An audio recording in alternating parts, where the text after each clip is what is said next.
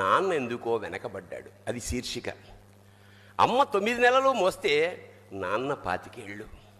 రెండూ సమానమే అయినా నాన్న ఎందుకో వెనకబడ్డాడు. ఇంట్లో జీతం తీసుకోకుండా అమ్మ, తన జీతం అంతా ఇంటికే ఖర్చు పెడుతూ నాన్న, ఇద్దరి శ్రమ సమానమే అయినా అమ్మ కంటే నాన్న ఎందుకో వెనకబడ్డాడు. ఏది కావాలి అంటే అది వడ్డీ పెడుతూ అమ్మ, ఏది కావాలంటే అది కొనిపెడుతూ నాన్న, ఇద్దరి ప్రేమ సమానమే అయినా అమ్మకొచ్చిన పేరు ముందు నాన్న ఎందుకో బాగా వెనకబడ్డాడు. ఫోన్లోనూ అమ్మ పేరే, దెబ్బ తగిలినప్పుడు అమ్మ అని పిలవడే, అవసరం వచ్చినప్పుడు తప్ప మిగతా అప్పుడు గుర్తురానందుకు నాన్న ఎప్పుడైనా బాధపడ్డా? ఏమో. ఇద్దరూ సమానమే అయినా పిల్లల ప్రేమను పొందడంలో తరతరాలుగా నాన్న ఎందుకో వెనకబడ్డాడు. అమ్మకి మాకు బీరువా నిండా రంగురంగుల చీరలు బట్టలు, నాన్న బట్టలకు దండెం కూడా నిండదు.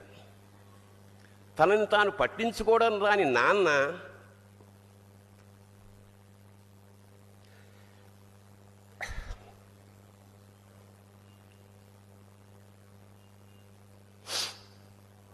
ఎందుకో మాకు కూడా పట్టనంత వెనకపడ్డాడు.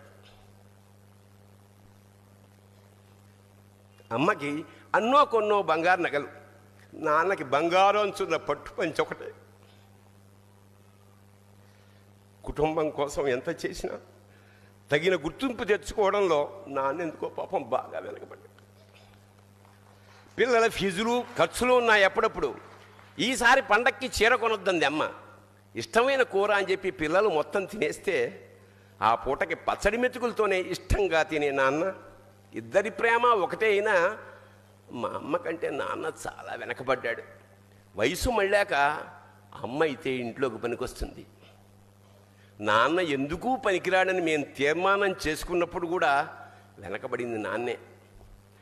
నాన్న ఇలా వెనకబడిపోవడానికి కారణం ఆయన మా అందరికీ వెన్నెముక కావడమే. వెన్నెముక వెనక ఉండబట్టే కదా దన్నుగా నిలబడగలుగుతున్నాం. ఇదేనేమో నాన్న వెనకబడిపోవడానికి కారణం. శివోహం.